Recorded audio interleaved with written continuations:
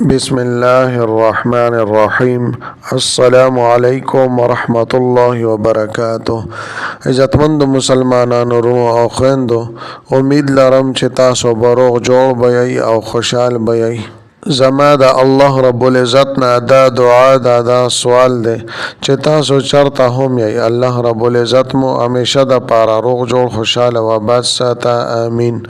عزتمندو، نن د یوې نوې او خاص وظیفې سره زه ستاسو مخکې حاضر یم. زما عزتمندو، دا نننۍ وظیفه د هفتې د ورځې یعنی د خالي د ورځې یوه ډېره طاقتوره او خاص وظیفه ده. په دې وظیفه کې الله جل شانه ډېر لوی اثر کېښودلی دی. دا وظیفه د کریم رب د مرضۍ وظیفه ده چې کریم رب وغواړي نو ټول ناممکنه حاجتونه به د الله جل شانه د دې وظیفې په برکت سره پوره کړي. دا صرف د یوې ورځې وظیفه ده،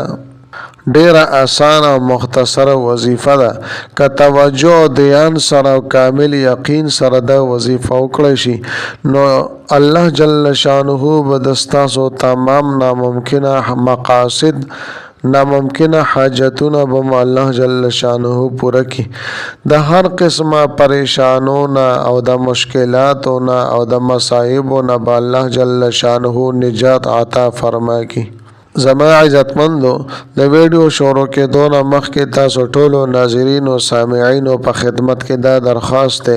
چې تاسو هسې هم ویډیو ګورئ. په اول ځل باندې مو زما د دې چینل وزټ کړی وي او دا چینل ملا تر اوسه پورې سبسکرایب کړی نه وي نو برای مهرباني دا چینل سبسکرایب کړئ. سبسکرایب سره خوا کې د ټلۍ والا نشان دی، دا تاسو کلیک کړئ او سلیکټ آل کړئ د دې لپاره چې د هر راتلونکي ویډیو نوټیفیکیشن تاسو ته میراویږي. ځکه چې زما عزتمندو، په دې چینل کې زه تاسو ته هر قسم مستند وظایف راوړم. هغه مستند وظایف چې مال خپل استادانو د هغې اجازت راکړی دی. د دې نه علاوه زما عزتمندو، که چېرې ستاسو تعویضونه پکار وي، ستاسو نقوش پکار وي، نو ما سره زما په واټساپ نمبر باندې تاسو رابطه کولی شئ. زما عزتمندو، زما د حوصله افزایی دپاره ویډیو ضرور لایک کړئ او لاندې کمنټ کې تاسو ماشاءالله، سبحان الله، جزاک الله یا د دې په شانتې نور ښکلي الفاظ تاسو منشن کړئ، ولیکئ. دې دپاره چې ما له حوصله افزایی میلاویږي او نور ډېر ښکلي وظایف زه تاسو ته په دې چینل کې راوړم. زما عزتمندو، که چېرې تاسو د هفتې د ورځې د الله جل شانه د کلام پاک د خاص وظیفه کول غواړئ نو ویډیو اخره پورې وګورئ او سکپ کوئ ما. زما عزتمندو، دا نننۍ وظیفه یوه ډیره باکماله او اثرناکه وظیفه ده. ډیر بې پناه اثر الله جل شانه په دې کې کېښودلی دی او دا د الله جل شانه د کلام پاک یو خاص آیات کریمه وظیفه ده. نو چې د الله جل شانه د کلام وظیفه وي، د الله جل شانه د کلام یو حصه وي، نو په دې کې به الله جل شانه څومره ډېر لوی طاقت او اثر کېښودلی وي. او دا وظیفه زما عزتمندو د وافوض امري الی الله د دې یو مختصره وظیفه ده. د دې په وجه به الله جل شانه د ستاسو هر قسمه ناممکنه پریشانی او مشکلات به الله جل شانه حل کوي. ناممکنه تمناګانې، مقاصد او خواهشات الله جل شانه به د ستاسو پوره کوي. زما عزتمندو، د دې وظیفې سره به تاسو د خپل وس مطابق څه نه څه د صدقې اهتمام ضرور کوئ. په کور کې څه حلوا وغیره سړی پخه کړي یا څه سالن او پخکړې وغیره وي او هغه خپل ګاونډیانو ته، خپل خپلوانو ته، مسکینانو غرباو ته ورکړي. یا زما عزتمندو، د پیسو لحاظ سره کمزورو خلکو سره مدد وکړی شي او د هغوی په منځ کې تقسیم کړی شي ان شاء الله تعالی کریم رب دا صدقه قبول کړي او دعا به غواړي چې یا الله زما د صدقه قبول کړي او د دې په وسیله سره د دې صدقې په توفیل سره یا الله زما د حاجتونه پوره کړي زما د پریشانی ختم کړي زما د مشکلات آسان کړي او ما ته د دین نجات را نصیب کړي یا د رشتې حواله سره نکاح حواله سره بندش وی رکاوټ وی دعا به غواړي یا الله زما د بندش او رکاوټ ختم کړي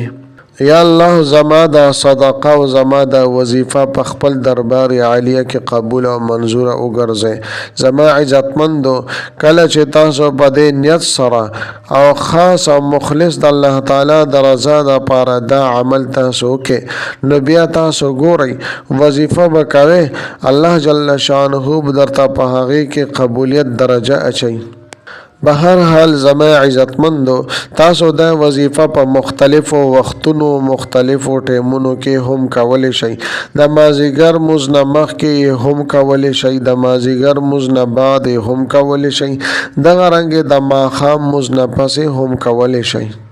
خو زما عزتمندو دا خبره یاد ساتئ چې دې سره 2 رکعاته نفل کول دا لازمي دي کچری دا وظیفه او دا عمل تاسو د مازیګر مونځ نه مخکې کوئ نو بیا ور سره 2 رکعاته صلات حاجت خامخا کوئ او کچری دا وظیفه دا عمل تاسو د مازیګر مونځ نه پس کوئ نو زما عزتمندو د مازیګر مونځ نه پس نفل نه کیږي دغه ته مکروه ټیم ویل کیږي په دغه کې نفل ناجایز دي نو تاسو وظیفه و د مازیګر مونځ نه پس کوئ او د دې حواله سره کم صلات حاجت دي